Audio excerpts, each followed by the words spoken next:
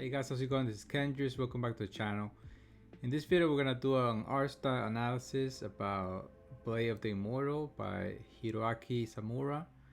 I did a couple of videos like this before, like art style analysis, but I feel like I didn't have like a good structure how to format the analysis, I guess. So if you guys want to see more, let me know in the comments, and any suggestions about the structure and how everything goes. But yeah, if anything, leave that in the comments, and yeah, let's just get into it. So yeah, this is gonna be the art style analysis of this manga, which is pretty cool and has a pretty unique art style, which I like. So one more thing before I start, I just wanna give a quick disclaimer. This is not like, this is mostly opinion, like with some observations of things I've seen the art style. It doesn't mean this is exactly how the artist does it or something like that. It's more like what I see and like how you could do it, and like kind of maybe help you understand a little bit better, and or maybe you can use it like inspiration, see how the artists do different things, or things that maybe you hadn't noticed before, maybe just like a new perspective. So for most of this analysis, I am just going by what I see, by letting the artwork speak for itself, pretty much. Like I'm not looking at like process videos of the artists and see how they do things. For the most part, I don't. I just see what the end results, pretty much, and we'll go off that.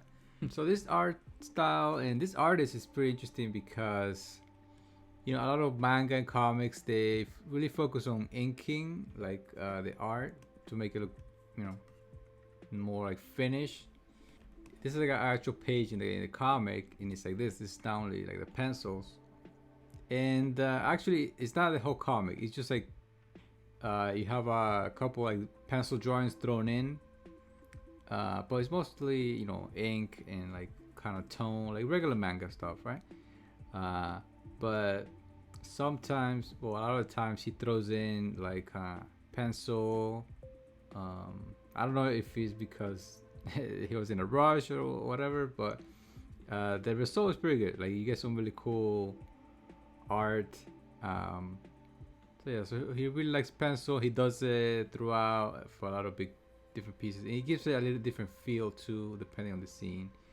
So that's pretty interesting. And if you're somebody that's into like penciling, maybe look into, if you haven't already, maybe just make your comic without, or not too much inking, mostly pencil. You can get some really good results. All right, so let's get into the first thing.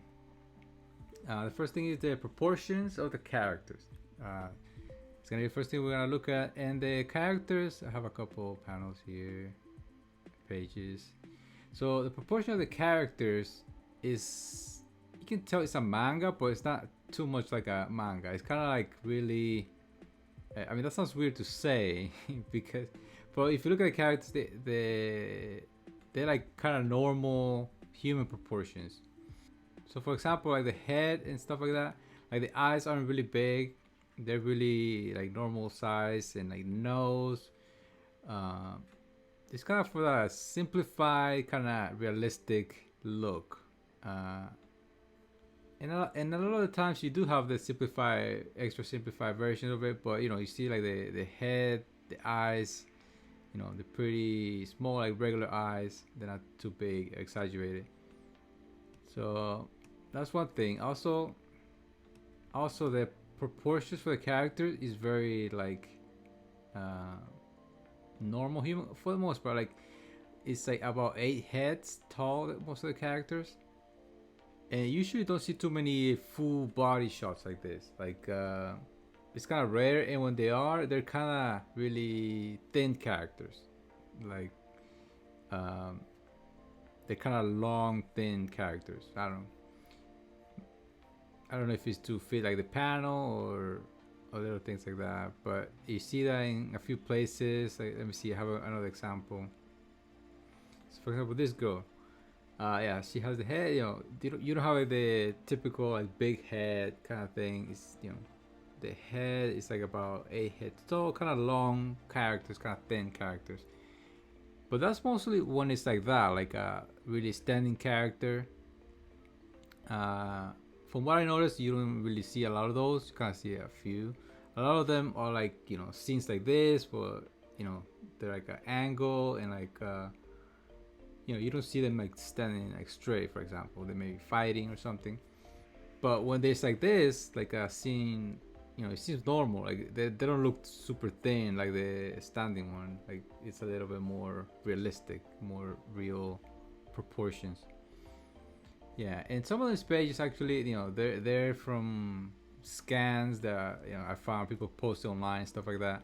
So in the actual comic, they look like darker and they look better. You know, this is not the best examples of how it looks. Probably this one, it looks pretty good. Like, it looks good, but some of these look a little light. So yeah, so it's like human proportions, about 8 heads. Even though it's manga style, the eyes and, you know, normal proportion, not too exaggerated, only a little bit, and kind of simplified, but you know, pretty kind of realistic. Now about that's the character's proportion. The clothing is like normal clothing. I'm including this as a category, like clothing, because there's some manga that have like normal proportions, but then the clothing is exaggerated, or like the hair is exaggerated. So this is gonna be one of the categories. It's gonna be the clothing, and like whatever they wear, it seems very normal, realistic. You know, a little bit simplified at times. You know, like kind of more angular shapes, kind of straight lines. Let me see some other examples. You know, more like sharp. You know, straight lines, like simplified. You know, maybe if it was more realistic, it would be more like curved, and you know, maybe more folds and stuff. But it's more like simplified, kind of like more simplified, kind of straight. Yeah, you know, you don't want to make it too realistic because it's gonna take you forever to do it. So yeah, it has like the proportions like realistic, but you just like a little bit simplified with it, some straight lines and little things like that. And another category is the hair, because you know, some manga has some crazy hair, maybe have realistic proportions and everything, but the hair is crazy, like stylized and stuff like that. So this hair is pretty realistic, I would say. It's still like simplified and other stuff, but it's not like over the top kind of hair. It's kind of based on realistic hairstyles, you know, like kind of normal. Like her hair isn't like really big or anything like that. You know, normal kind of hairstyles. So you still have like the simplified kind of triangle, different sections of hair. Yeah, which is like the typical manga stuff. But for the most part, they're realistic hairstyles. Even though sometimes they can be a little like spiky, kind of stylized like that. Yeah, but mostly based on real stuff. So the next section is the environment, and the environments are again kind of realistic but simplified. And for simplified, they're not like the focus of the story. Like it's not one of those mangas where like they go super detailed for the place that they at. The environment is kind of secondary. For example, here you see, you know, even how the perspective, it's not too crazy. It's not the focus, pretty much. It's simplified just to let you know like where they're at and things like that. But you know, kind of simplified, and it's not like a big focus. It's not too detailed. So I would say, yeah, realistic, but not too detailed. Just enough to get you the idea where they're at and little things like that. But this manga is mostly like focused on the characters. I think you have like a better idea when I do some other mangas analysis that have really crazy backgrounds, like they're super realistic or, you know, really detailed. So in comparison to that, these are like very simple. Now let's move on to this other thing, one of the most important things, the rendering. So this guy is pretty good with pencil, and he really likes it from the looks of it. And it's interesting that he has the same style for the kind of pencils as the inking. So you know, you see a lot of the inking here is very like sketchy, like you can see it almost feels like he did it with pencil. So he has a lot of sketchy lines, a lot of cross hatching, just adding little details like that. It's not one of those styles that has like a lot of pure blacks, so there's some styles that have some really, they focus on the blacks. For example, here it will be like pure, like almost pure black, just black. Even this part you see here, a lot of other manga and comic artists would just have this like completely black, just like just select this whole area and make it pure black. But he has it, he kind of feels like with the pen, it looks like, and you got a look where you have even some texture there, kind of thing. So there's not too much like pure black. A lot of it is like sketchy. Obviously they have spots like this and part like this where like you have the pure black, and then the little lines to kind of make the transition. It's mostly like sketchy, very, like kind of like pencil. So I keep going back to this, and you can see here the way he does the pencils too is pretty interesting, because he doesn't do it like a lot of people recommend. Like I've seen a lot of like art teachers and people that draw with pencils, they don't recommend you draw like this. They don't recommend you draw or shade like this. They say, oh, don't shade like that. You use the blender and blend in the pencil to make it smooth. But he's doing it like this, and I think it gives you a better like manga look to it, almost like the way you will ink it, with lines to create different tones. He does that with the hatching and cross hatching for the shadows. So it's pretty cool that you can do that, and you get a cool effect. And like you can see here, he does a lot of hatching, cross hatching. Yeah, he does it, for example, like this to show the movement, like it's in the direction of the movement all the time. If it's an action scene like this, he doesn't do a lot of like speed lines outside of the characters. Like for example, there's some other artists, like for example, instead of doing the like that in the shading, they do it outside. Like the panel has some lines, like this ones, right? Like you have like these effects, like oh, the panel has this line. It's kind of like maybe an easier way to do it like that. You have like, oh, to create like the action, you have those kind of action lines, but he does it with the shading, which is pretty cool.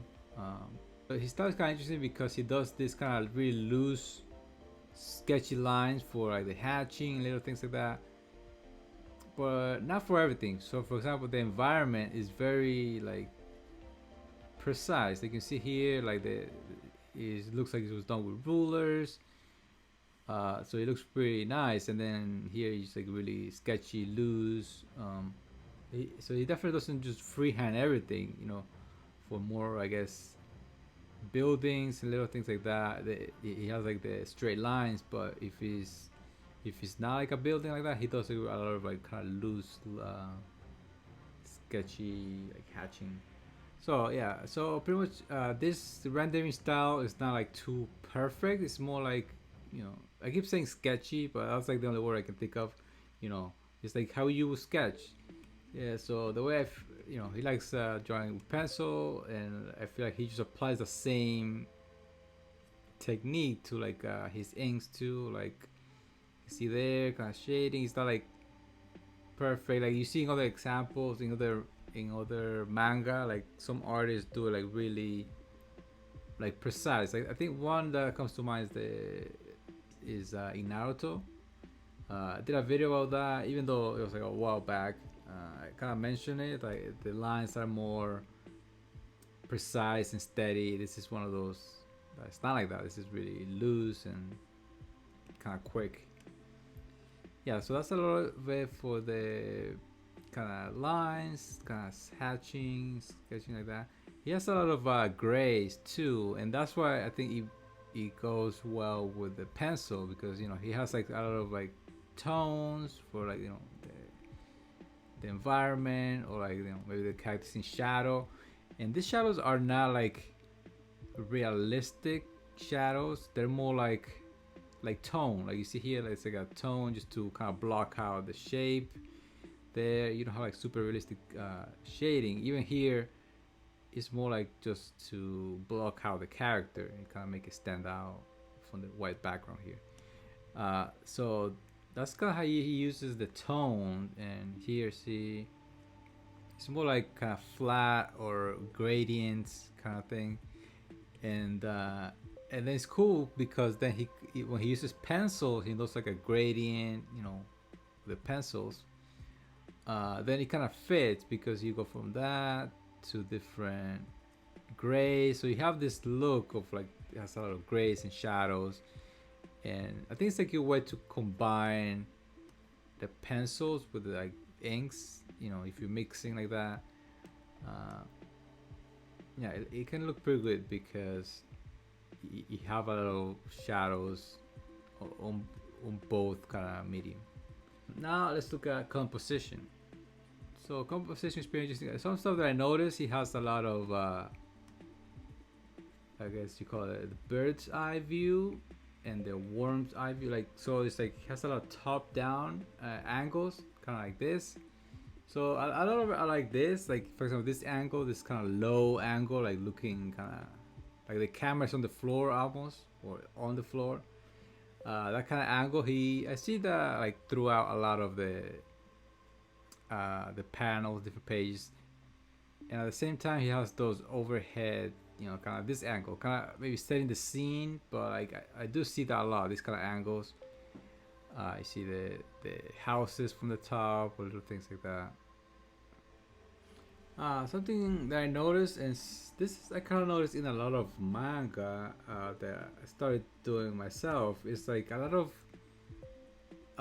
mangas, they don't do like straight on shots. Like for example, see, like their head is always slightly turned, like they don't put it straight on. And I don't know if I should include this in the composition, but it's about how the way the angles for the characters, like how they're, I guess, show the characters. Like they never show them, well, not never, but like they rarely show them from like straight on from the front. They always like a slight angle. So you can see, let's see some examples here. You can see that a lot of these characters, even though looking at a camera or kind of around the camera, there, you know, it's like a 3/4 view from the top, and then she's kind of front, but this is like the main angle that I noticed. The angle where like it's front, but like, you only see one ear, so it's like that slight turn where you can't see the second ear.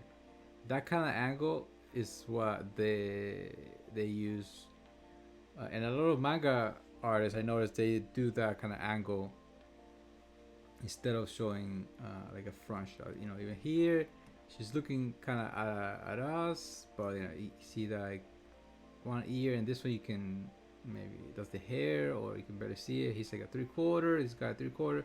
It's a lot of, you know, you can see here.